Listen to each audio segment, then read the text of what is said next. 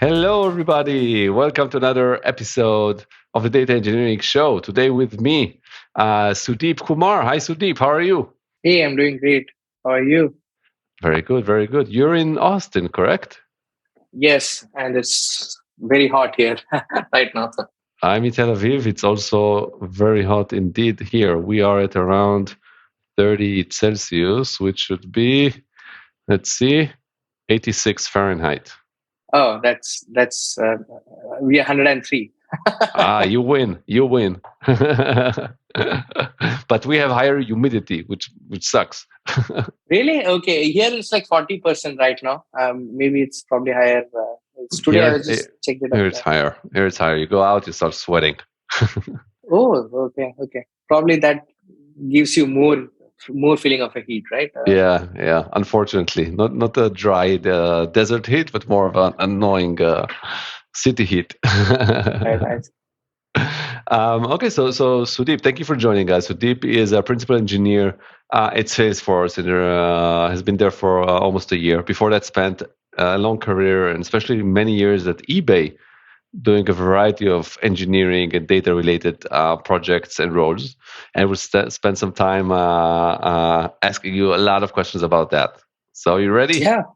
Yes. Let's do it.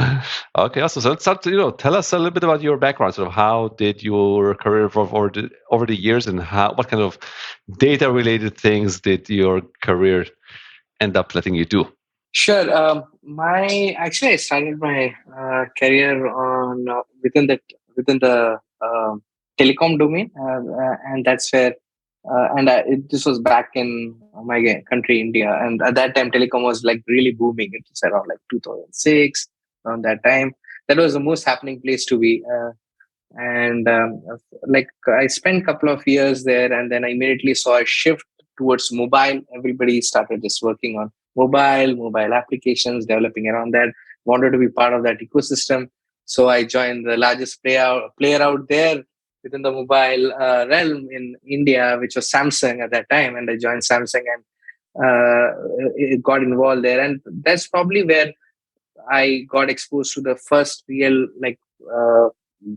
background or like on the data volumes specifically, because we were building applications around social networking very similar to Facebook that we had today. So this was like in 2008, around that time, and then I was there for like around 4.5 years, and immediately saw the shift of the market and the interest towards e-commerce and around that, and I wanted to be in that area then, and I just made that conscious switch from moving from mobile to e-commerce, and that's how I ended up in eBay. And I was there for eBay for 9 years, uh, primarily within the platform engineering team, where we were handling huge volumes of structured and unstructured data, specifically more on telemetry data. So we're handling like events, logs, and metrics at scale. Uh, and I did like I moved to US around like 6 years back. I had opportunity to do that and joined a similar team here, working on things like structured events, which is like or creating a platform around OLAP.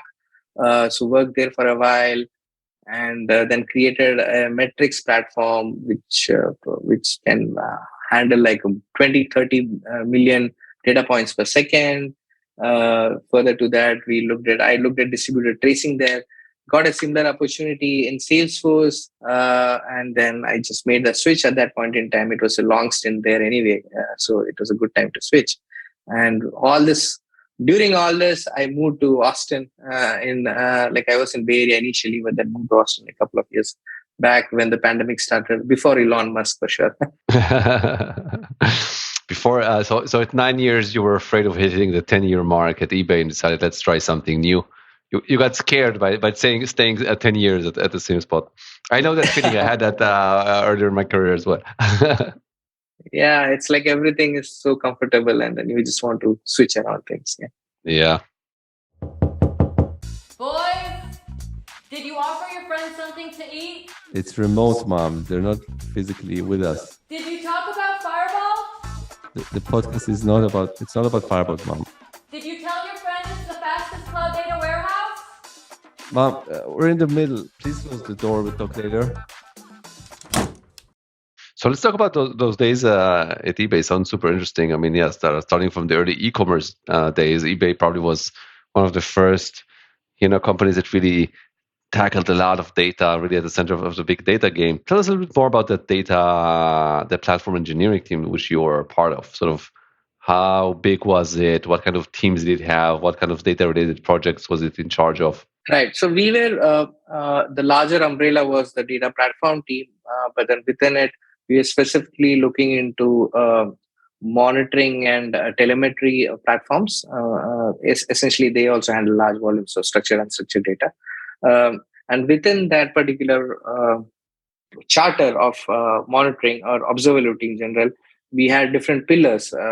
We had a pillar for metrics, another one for logs and events, and then we have something for even alerting, dashboarding, everything. So uh, they were not really mutually exclusive to each other. There's a lot of overlap. People were moving around here within this charter. So my primary focus was on the back end. So I was completely on the back end side.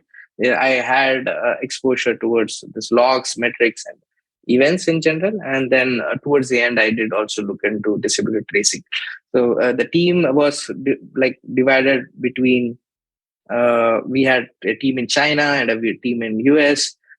We fairly evenly distributed around.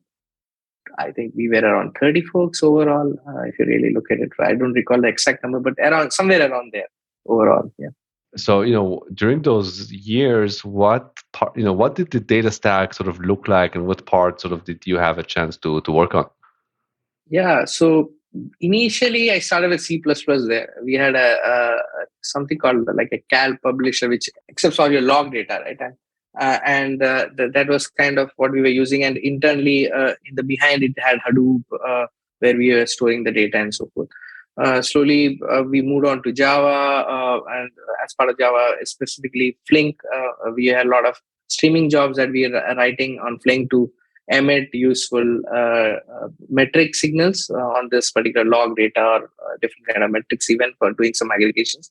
So around that, and then slowly, when we started looking at or working with Prometheus for metrics, I think entire team kind of shifted to Golang, and we've been like a big time Golang advocates for past few years now. But I think, if anything, if you ask any of our engineers within eBay, specifically data platform team, to write any solution, they would just go to Golang and write something up. Interesting. What other major shifts sort of throughout the years changed? I mean, sort of were there any big projects to replace legacy and modernize? Oh, What were you part of? yeah. So we did have a legacy logging system, which was not very real time. That it was more from like a batch kind of mode. You run a job, find out your matching logs, and from there, more real time logs. We moved to. There was a contribution that I played there, but more recently, the one that I can think of is we completely shifted our OLAP use case from Druid onto ClickHouse. That happened a couple of years back. So that was probably one of the bigger revamps that we did, from what I remember. And metrics, even for metrics, also we moved from Edge-based to Prometheus. We created our own distributed architecture on Prometheus core, and we've been that platform has scaled pretty well too. So these were some of the things that over the period that I've seen change. So the OLAP workloads also fell under the same group, under the platform engineering group. So what kind of OLAP use cases? Who were the end users? So the SRE was the primary end user for most of these OLAP use cases, but there were also some alerting that people had on top of this particular data. There's no business critical alerts or data out there specifically. The way this OLAP data was generated was through logs. So our logs were pretty structured. So there was a component which would look into all these logs and emit these as events, like much more scraped down version of it, and then we would write onto some kind of OLAP store, which is Druid in our case. So, like we had a Kafka in between that finally just reached Druid. That's kind So of the model that we what had. data volumes were pushed to Druid and ClickHouse?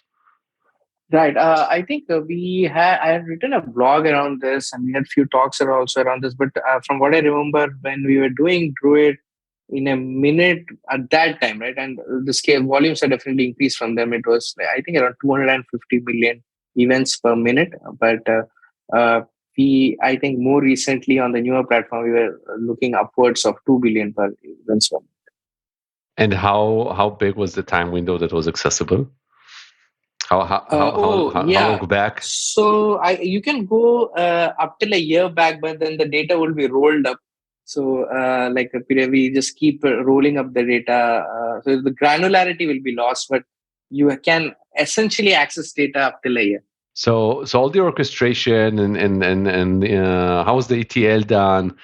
The aggregation. What was used sort of around Druid and ClickHouse? Yeah.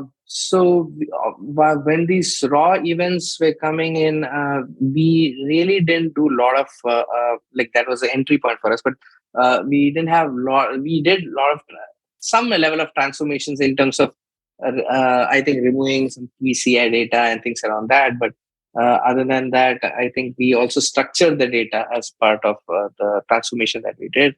And essentially wrote them into raw tables initially, and on these raw tables uh, you had more aggregations built on top of it. Like there were other tables that would do aggregations on top of this data and roll it up further, and that's kind of the model that we followed. So those roll up would happen for every application, for every region. Those were kind of roll ups that we essentially did. Are we And this talking? was similar. Are we talking on premise or are we talking cloud SaaS? Oh, so this is on premise. So we had a managed Kubernetes. We have a managed Kubernetes platform, or which is hosted on prem, and all our workloads run over there. And the data lake. Well, what's or how's the raw data stored? What is being used? For the raw data store, so like it's the same. We used ClickHouse for the raw data store for the OLAP, right? Specifically. No, outside the OLAP. The raw data. So Hadoop for the same data, the log data, it will go on to Hadoop. And we had a little bit of data, I think, also written on to Elastic for some of these past search use cases, I guess. But and over the years, wasn't there any attempt or push to go to AWS or something like everyone else?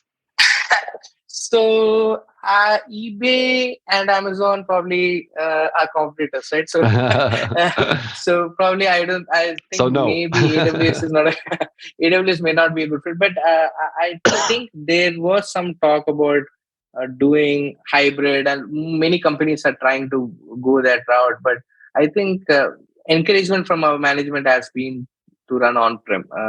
I'm not sure what's the motivations around that. There's probably more to it than I have visibility into, but I have a feeling that there is something more to it. But I'm sure I recall that we did explore other cloud like a GCP and all. We did explore it. Today at Salesforce, are you guys do you do on-premise work or do you do in cloud work? So Salesforce, I think it's publicly known that we use a lot of AWS. So I think that's mostly it's there. But we also have, I think, similar to many other companies, we have our own infrastructure as well. But mostly these days we are moving towards everything on cloud. What do you miss from on-premise the most? I think one thing I loved about on-premise, you have much more control over things. You have you can SSH and all that with configuring a lot of security rules, policies around that.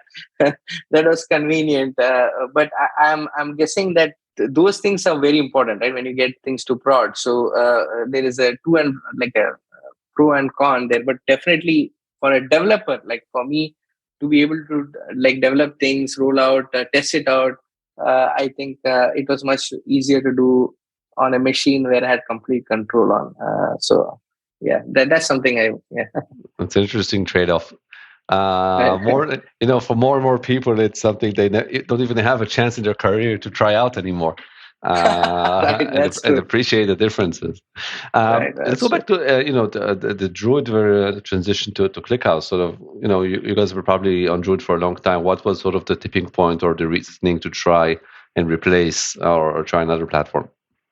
Yeah. So we've been running and with Druid for quite a bit time, and we were very successful running it for like over like 3 years or so. But then volumes were low. What we did see that over year the growth was increasing, and the amount of resources that we had to add to support something like for Druid was also substantial, and it was showing up on the cost. Other one that we saw is that and that our availability on for Druid on our infrastructure was not very reliable. Like it was very flaky.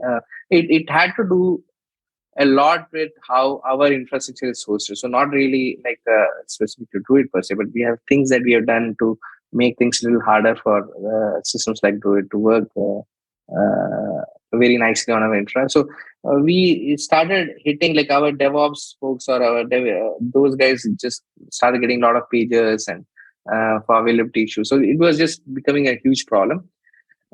We wanted to look at alternatives, but we were not really seriously looking at it. We were basically trying to add more infrastructure and scale horizontally.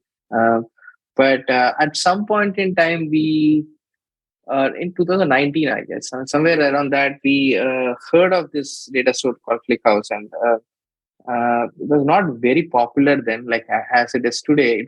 I still remember in DB rankings, it was showing up like 180 or somewhere there. Like so, it was like it was in yeah. So it was not popular at all by any standards. But we just It was a hidden gem. it was a hidden gem. Yes, that's probably the right way to put it. Hidden gem. But we just tried it out. There was another architect of ours, and we just tried it out. We just like trying out whatever new comes, and we just ran it. So since we were having all this load, also come to Kafka, we had separate consumers running there for this particular same data pipeline. We just modeled something very basic for ClickHouse and started writing. And we didn't expect much. Like we just thought, okay, let's see what happens. And I think we did not see any incidents. Like it was just running without any issues. And meanwhile, our current existing platform started like having a lot more issues. And then it forced us to actually look deep into ClickHouse more, because it just was eating up any kind of volume that you really throw at it, which is very impressive for us, especially on the ingestion side. So we investigated more, and we saw that this potentially could replace our OLAP pipeline, and then we put in our engineering effort around it, and I think that really was very fruitful at the end. We saved quite a bit of like substantial infrastructure costs, like around 90% from what I recall. Um, yeah, that was pretty substantial cost that we really saved. Because ClickHouse had proven to be more hardware efficient. Yeah, it was more hardware efficient when it comes to really ingestion, and you don't really all this for the search and things around that. We had to put a lot more effort around Druid to make sure that it scales. For ClickHouse, we really didn't have to do that much, and that was pretty impressive about ClickHouse. Let's tell me more about the search use case. What kind of queries we're trying to run there? Yeah, so there are queries that we run for SRE specifically, wherein we say that application health related data that we get from logs. So it says that whether how many errors did you see, how many URL counts you had, what has been the application heartbeat in general, like how many heartbeats you have seen, and how much volumes you have handled in terms of like overall. How many, like what is the distribution for different kind of HTTP statuses that you had for your application. So things around that was actually being rendered on visually using this particular data. And SRE was a big time like power users of this particular data. Did you guys also do or doing like joins in the queries, or is it all sort of one big fact table? Yeah, there was joins. I don't really recall what kind of joins you were really Droid doing. and Yeah, joins, but they Droid were and joins were never good friends. I wonder yeah, if right. that became easier in ClickHouse. Yeah, you're right. I do remember we had some joins across different tables, but uh, I just don't remember what top of my head what the use case was. And was it sort of, did you use that opportunity to also do a proper evaluation and try other tools head to head, and then ClickHouse came out the winner, or was it just ClickHouse sort of suddenly came in from the corner and surprised everybody for the better, and that was that? So we were, yeah. So we were. I think we were trying few options, but nothing really was serious. Even ClickHouse was not really serious for us.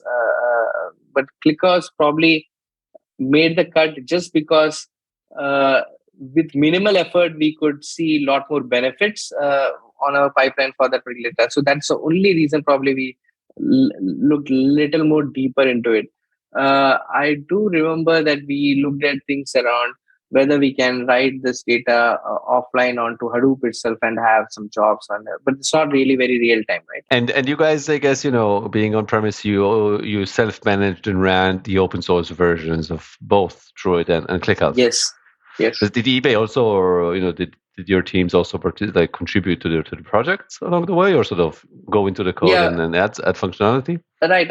We had some contributions on the ClickHouse operator for the open source operator from our team. But we were quite active in the community.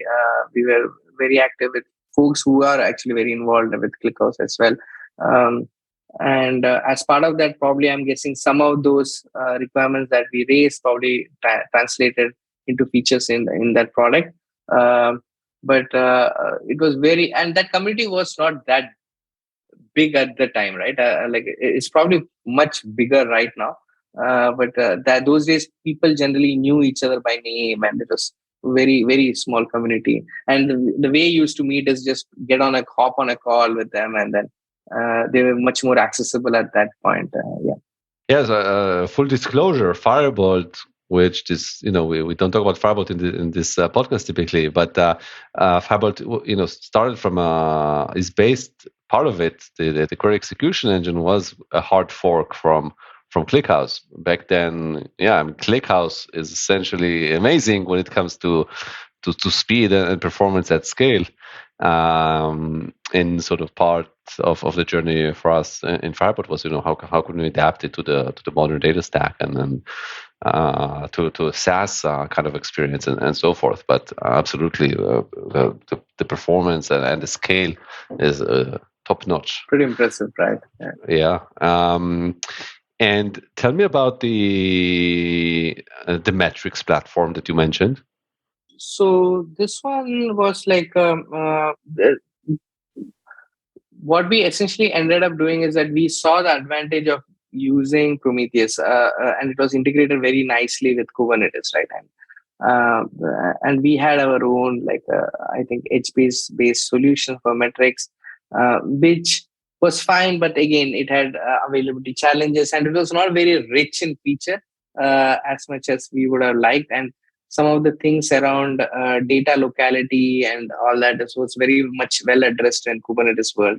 So we looked at whether we can use Prometheus core and then create a distributed architecture on top of it to be able to scale. So essentially what we did is we took the Prometheus core and we created a abstraction layer on top of it, which is essentially, we call it like a shard, and you can have multiple shards within the cluster. And for things around replications and all was taken care by dual writes. And when you egress a query, you essentially look at things around health of the shard based on the data points for a particular tenant, how healthy that was on that shard, and we would cater to those query based on that. Awesome. What projects sort of do you remember the most as the ones you enjoyed the most? In the last decade, working with all these things you worked on. Yeah, the one that probably I enjoyed the most was actually on a problem called discovery of data within large volume sets, and that was pretty interesting because we had a challenge of uniquely identifying different metrics, and within a metric identifying different keys and values for it. We're talking about the eBay days, right? Yeah, the eBay days. Yeah, sorry. Yeah, the eBay days, to give more context. So we had a problem around topology discovery for metrics, and at large, and these were like huge volumes of data, right? And so essentially, those used to take a lot of time when you really run at the back end to find out what are give me all the metrics, give me for each metric, give me all the key and values for it, and specifically when the cardinality of the data is high. Just sorry to cut you in the middle, but the topology for metrics, can you elaborate on that a little bit? So what's the business scenario there? What are people trying to look into? Yeah, imagine a case where user is coming onto your like a metrics platform, and he starts first with a metric name, right? So he starts typing in, say, a metric name called, say, my tenant dot CPU, something like that, and then you should see all the metrics associated with that particular expression, and then he selects it. It should be like a very interactive kind of mode there. And that's a homegrown eBay metric store. Yes, right. That's so and on metric. So this particular system was created in parallel to the metric store. So your metric store has all this raw time series data, but the topology itself for each of these metrics, like the metric name and the key and value pairs, used to reside in a different data store. We used to use Elastic for that, but then we had a different data store for it, and all that the metadata discovery on that, give me the metric name, give me the key and the values, those used to come from Elastic. So initially what we tried is to serve all that from the raw store, but that was not very performant, and we looked at what we can do to make it much more efficient, because those need to be super fast, right? Users cannot really wait for those interactions to complete. So we wanted to give a very delightful experience there, and that's the first kind of interaction that user would have on our platform. Start searching and so. And since we were like the system which is getting all this metric data in one like single sync, it became more important for us to be able to do that fastly. Got it. Awesome. And what we also sometimes like to ask about bad memories. So give us sort of a regretful story, something that you learned from a horrible mistake that we can teach others to avoid. Yeah, I think probably one of the horrors I can remember is on the distributed tracing, right? So if you really look at tracing, you can create a platform, you can create everything around it, but when it comes to adoption for something like tracing, you need end-to-end visibility. So that means like any hop of your request that goes to, say, service 1 to service 2 to service 3 needs instrumentation done on all 3 services, right? And that was a challenge that we probably underestimated. Because what happened, we created the platform, we created everything, it works very nicely. But then if one of the service owners says that I am not ready to instrument, I'm not ready to do, so the entire chain breaks, and then the experience really becomes not that great, right? You'll see different traces for, and like different traces which are not even like matching with each other. So that experience was a problem. So one thing I realized from that is that maybe a good idea to always check whether how feasible is it also for people to adopt it, like at speed, right? I think that's something I definitely was a little bit of pain also I felt to have to make so people the problem was discovered way too late. yeah, it was like you were so happy with this particular system that you built, and you think this is going to change the world with AI. But then you find that okay, not everybody is excited about this as you are excited about the same thing, right? Which is, yeah, I mean, which is interesting for software. I mean, it's something we hear about like in classic product management, right? Like how can we keep the end users close to what we're building? Right. And oftentimes in deep engineering projects, that will get lost. Exactly. But you know, for data projects, and you know, I myself, I'm a product guy dealing with data my entire career, but a product guy. And you see more and more positions today that are called a data product manager, because there's so much data activity and data projects going on in the software world that there's this specialty in being a product manager for data related projects only. And we need to put sort of the end users into the planning and ahead of time, even if those are sort of our internal users or analysts or whatever, or engineers. Yeah, but what's super interesting. Yeah, that's a fair point. Yeah, I agree. How different is the data world at Salesforce compared to eBay? The problems are similar, I guess. So there is a lot of familiarity in like the concepts and everything, but each company has, I think, a different way to go about things in terms of execution. So there are pros and cons both places. I think I'm fairly. I didn't really. For me, it was more like lift and shift, really, to be honest, because some of these terms and constructs and even technology stack was all familiar, I guess. So for me, it didn't really take long, and I don't feel a lot of difference between the two. What stack are you dealing with now at Salesforce?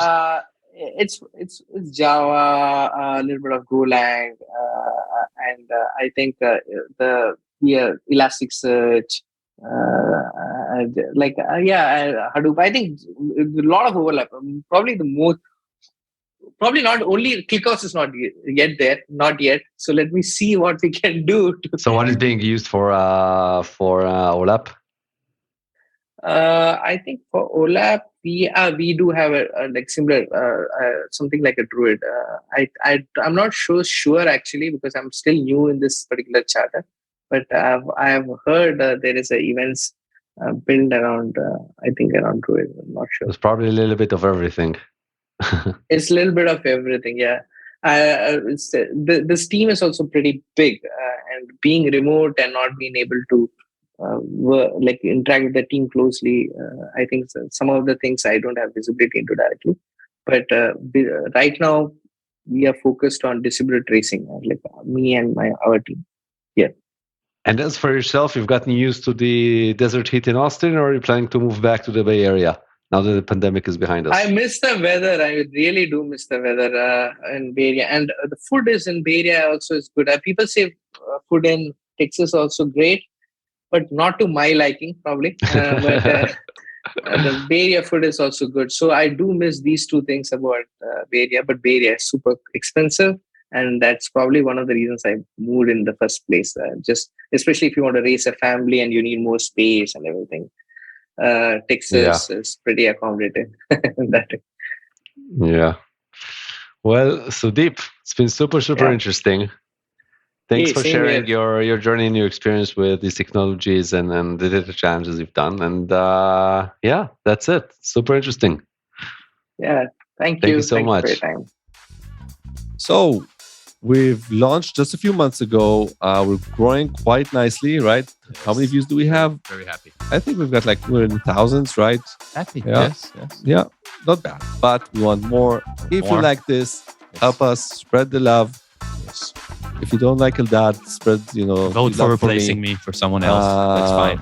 And, we promise to try our best to keep bringing You're amazing, Boaz. The data people from the most interesting data companies. So subscribe, make our mama proud, help us out.